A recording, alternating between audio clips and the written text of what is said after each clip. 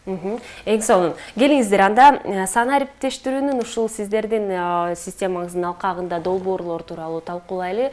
Учурда 2020-жылында кайсыл долбоорлор ишке ашырылды? Биринчи кезекте, экинчи кезекте кайсыл долбоорлор пландаштырылууда?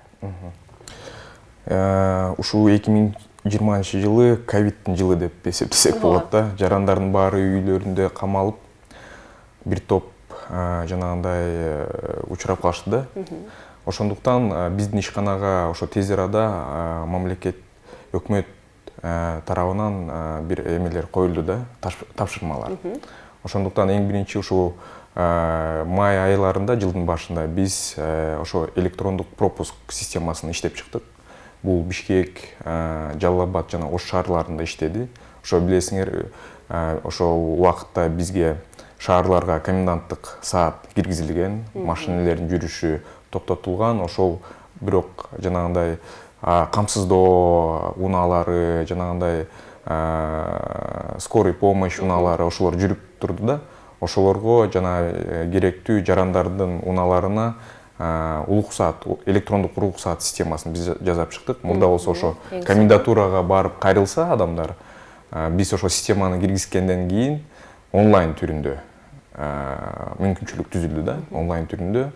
Анан экинчиден ошол жарандар кайра эле бири-бири менен жанагындай топтолбой, ошо коронавирусту кайрадан эметпей, ошо үйүнөн эле жанагындай заявкаларды, уруксат алыш үчүн заявкаларды тапшырып атышты. Бул жанагындай заявкалар ошо система аркылуу комендатурага түшүп, ошо комендатурада каралып, анан адамдын кайра текшергенде ошо заявкасын QR код чыгарылчу. Бул QR код аркылуу баягындай машинесине илип коюп, анан жүрө берсе болмок да. Анан ошо текшергенде QR код аркылуу, телефон аркылуу биздин ошол милиция кызматкерлери текшерип алчу. Эң сонун. Ошо бир чоң долбоор болду. Экинчи долбоор бул деген 1227 бул биздин жарандарга гуманитардык жардам берүү системасы болгон. Ошол эле учурда жанагындай бизде ар кандай донорлор аркылуу, ар кандай фонддор аркылуу жардам берилип атты. Мамлекет тарабынан да жардам берилип атты. Бирок ошонун баарын эсепке алуу системасы жок болчу.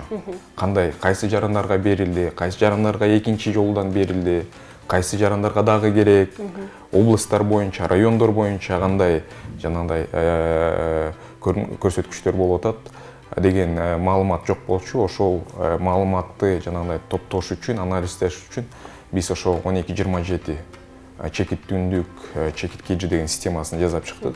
Бул система аркылуу кайра эле биздин жарандар онлайн түрүндө ушундай мага жардам керек, унум түгөнүп калды же бир кандай башка бир жардам керек деген заявкаларды жиберчү.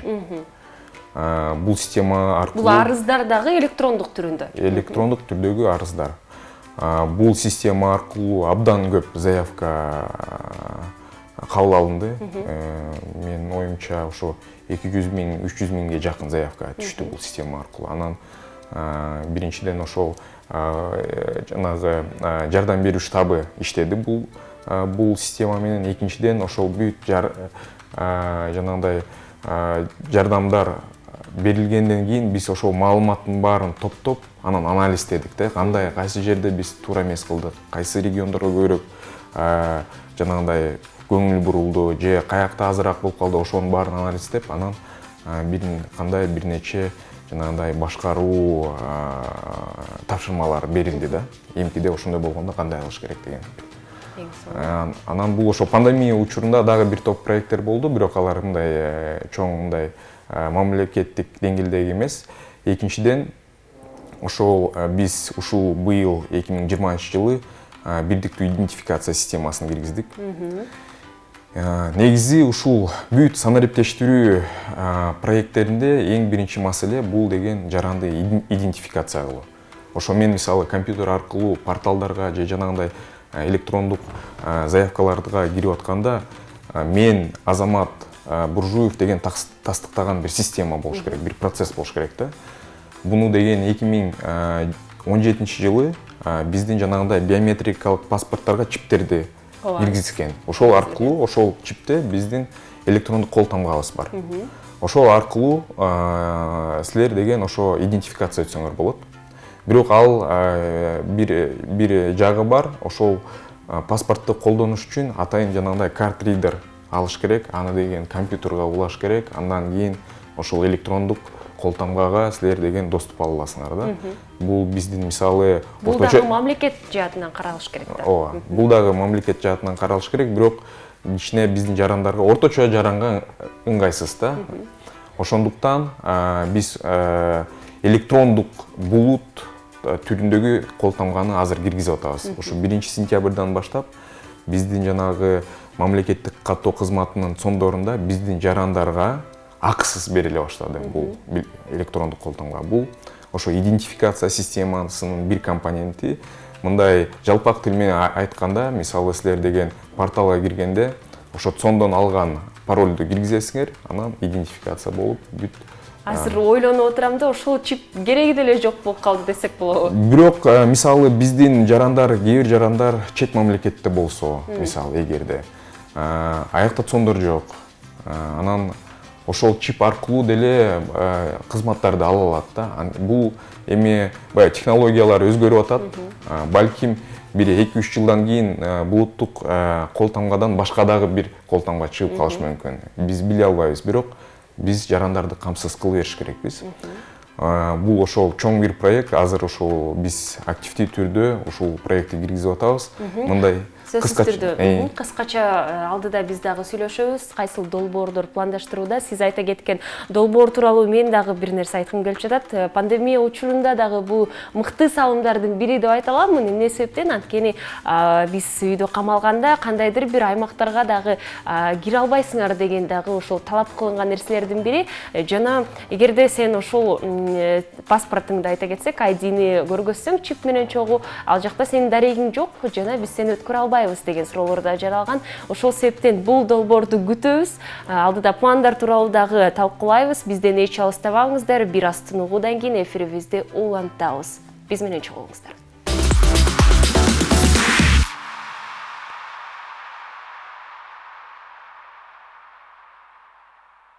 Биз эфирибизди улантабыз. Бүгүнкү биздин студиябызда Азамат Буржуев Түндүк мамлекеттик ишканасынын IT боюнча мүдүрдүн орун басары жана Чыңгыз Аманатов Түндүк мамлекеттик ишканасынын электрондук кызмат көрсөтүүлөрдүн мамлекеттик порталынын координатору. Азыркы учурда биз долбоордун алкагында албетте дагы биз проекттер тууралуу талкуулап жатабыз. Айта кетиңизчи, буга чейин биз бирдиктүү идентификациялоо тутуму тууралуу сүйлөштүк. Азыр болсо электрондук кызматтардын мамлекеттик порталы. Чыңгыз мырза, бул тууралуу кененирээк маалымат сизден. Мамлекеттик кызмат көрсөтүү порталы бүгүнкү күндө портал чекит Түндүк, чекит KG дарегинде турат. Бүгүнкү күндө 93 электрондук кызмат көрсөтүлөт порталда. 79 автоматташты түрдө, 14 жарым автоматташты түрдө дегенде. 23 мамлекеттик орган кошулган. Ушул 23 мамлекеттик орган бүгүнкү күндө ушул портал аркылуу кызматтарын көрсөтүп атат. Эми порталга киргени ушул жанагы Азамат Жолмоевич айтып кеткендей бирдиктүү идентификациялоо системасы менен аркылуу кирет порталга, булуттук кол тамгасы менен. Ошо булуттук кол тамганы ушул борбордук центр обслуживания населения деп коет. Ошо центр обслуживания населения барып, колтамганы, булуттук колтамганы бекер акысыз алып, жана ошо порталга кирип, каалаган ошо 93 мамлекеттик кызматтарды алса болот. Мамлекеттик кызмат бүгүнкү күндө эң популярдуу мамлекеттик кызмат соттолду, соттолбоду деген билдирме болуп атат. Бүгүн жаран ушу порталга кирип, өзүнүн соттолду, соттолбогонун билдирмесин жиберип, государственный органга билдирмесин жиберип, жана ошол кайра өзүнүн мамлекеттик орган билдирмесин кайра ошол порталдын жеке кабинетине алса болот. Аны ошол билдирмени же электрондук түрдө көчүрүп алса болот, же болбосо кагаз түрүндө өзүнүн алса болот. Ошо кагаз түрүндө, электрон түрүндө астында QR коду бар. Ошо QR кодун далилдесе болот. Мисалы үчүн мен сизге ошо билдирмени алып келип берсем, сиз ошол QR кодун өзүңүздүн жеке телефонуңуз менен текшерип, өзүңүздүн электрондун видин карап, кагаз түрүн карап далилдеп алсаңыз болот. Эң сонун. Жана Кагаз түрү деле кереги жок. кагаз түрү деле кереги жок болот. Кагаз түрү кереги деле жок болот, өзүң көчүрүп алсаңыз болот, же болбосо ошо көчүрүп алгандан кийин жанагы мессенджер деп коет, WhatsApp же Telegram дейт, ошо Telegram менен WhatsAppка ошого талап кылган мамлекеттик органга жиберип койсоңуз болот. Талап кылган мамлекеттик орган текшерип алат, электрондуу түрдө текшерип алат. Ал электрондук кол тамга менен кол коюлат. Бул өзүнчө мыйзам бар. Ошол мыйзамга ылайыктуу жазылган да. Социалдык тармактар деп айта кетиңиздер, алар дагы мындайча айтканда өзгөчө бир тиркеме болуп саналышат. Аларга дагы алардын жардамы менен дагы ыргытуу процесси деп айта алабыз. Айтыңыздарчы, ошол эле түндүктүн алкагында өзгөчө бир мамлекетке байланыштуу социалдык тиркеме ачуу пландар барбы? Балким ошол жөнөкөй эле мессенджерди жөнөтүүгө. Бизде ушул мен кошумчалагым келип кетет, Чыңгыз айтып кеткен. Биз ошо атайын порталдын жанагындай мобилдик тиркемесин иштеп чыктык.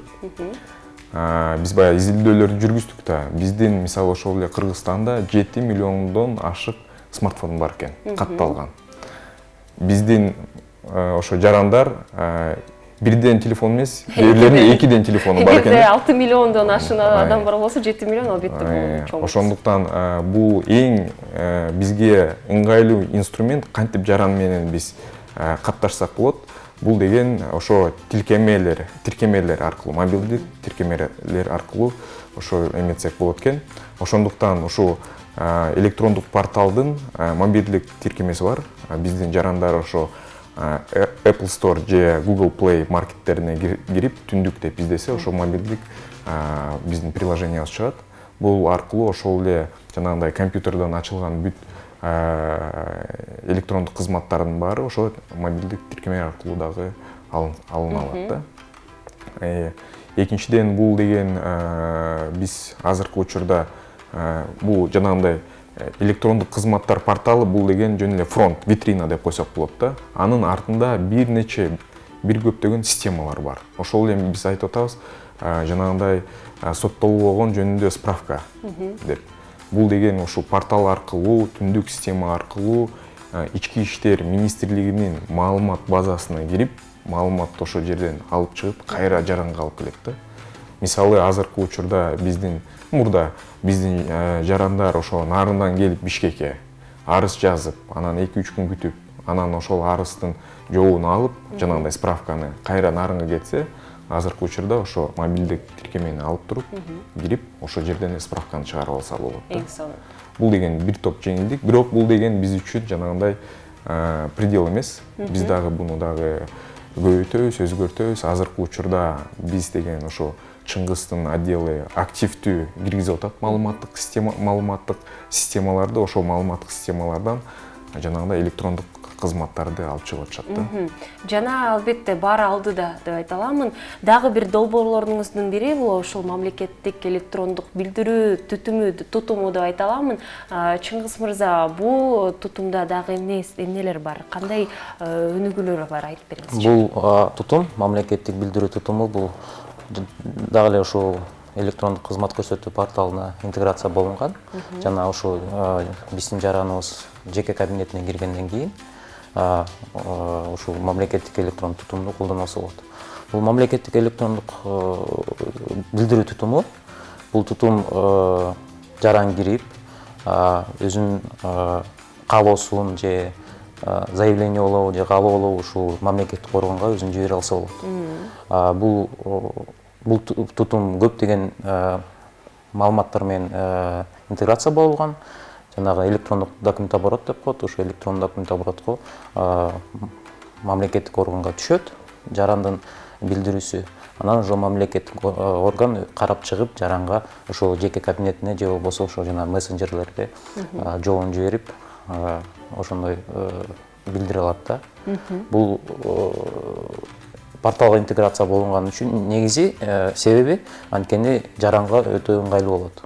Бир четтен мамлекеттик кызматтар алса болот, бир четинен бир мамлекеттик кызмат жакса же жакпай калса же өзүнүн каалоосу болсо, ошол интеграция болгон тутумга кирип, билдирүү тутумуна кирип, ошол мамлекеттик органга карама түз жазса болот. Жакшы. Ар бир эле долбоордун мен бир дагы кемчилигин билген жокмун да, жөн гана артыкчылыктар бар экен. Жана менин оюмча эң негизги артыкчылардын бири бул албетте пара алуунун, коррупциянын жок болушу. Анткени көпчүлүк учурда кандайдыр бир мамлекеттик ишканага барбайсың, ал жакта кагаз толтуруу системасы бар, жана ал жакта ошол эле кезекте туруу аябай көп, мындайча айтканда, убакытты дагы алып коет десем болот. Жана бул дагы ачык айкындыктын жакшы бир артыкчылыгы деп айта аламын. Эмесе биздин телекөрүүчүлөргө айта кетчү нерсе, алдыда бизде дагы ондогон суроолор бар. Биз бир аз тынуудан кийин эфирибизди улантабыз. Эч алыстабаңыздар.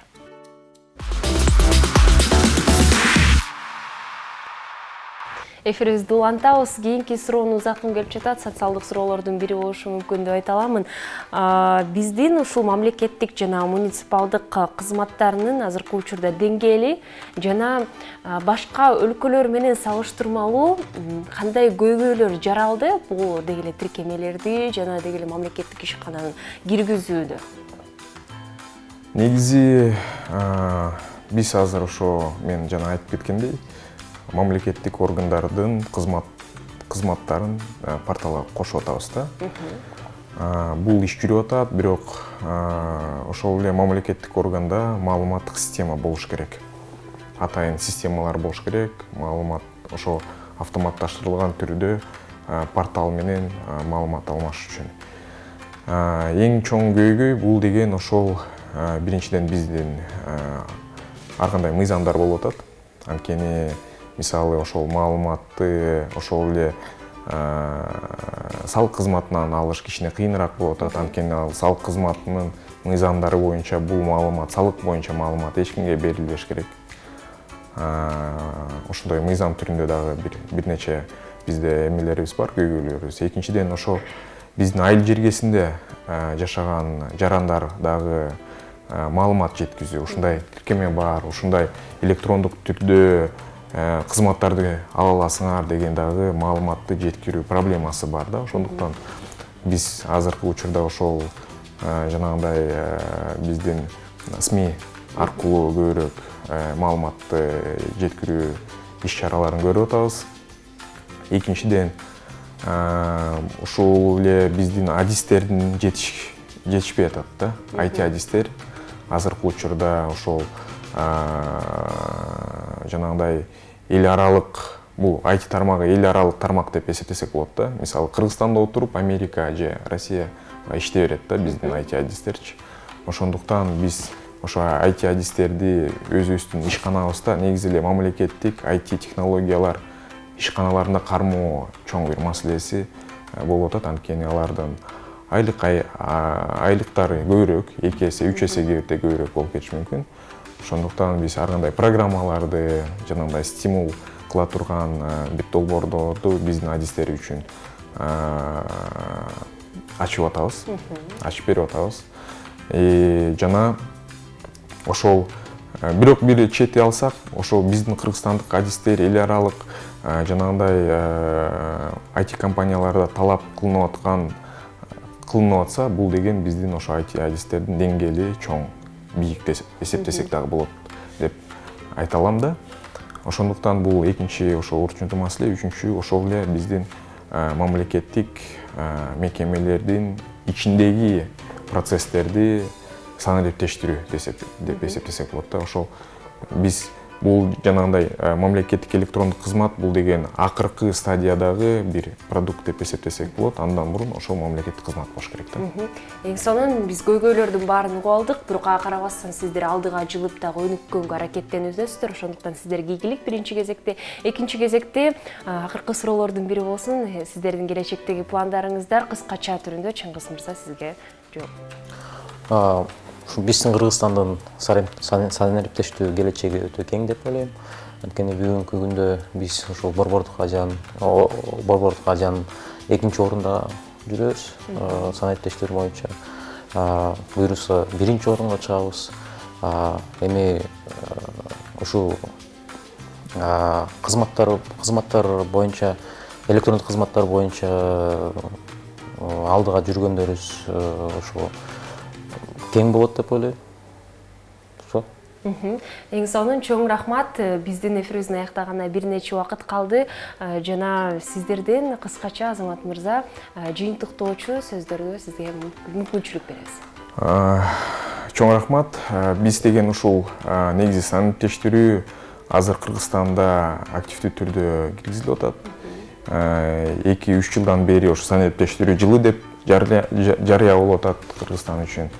Анан биз негизи ошол Борбордук Азиядагы мамлекеттердин арасында чоң бир кыска мүнөттө чоң бир салым санариптештирүү боюнча чоң бир көрсөткүчтөрдү көрсөттүк. Мен ошон үчүн биздин жарандарды ушундай биз иштеп чыккан маалыматтык системаларды колдонсун деп чакырам.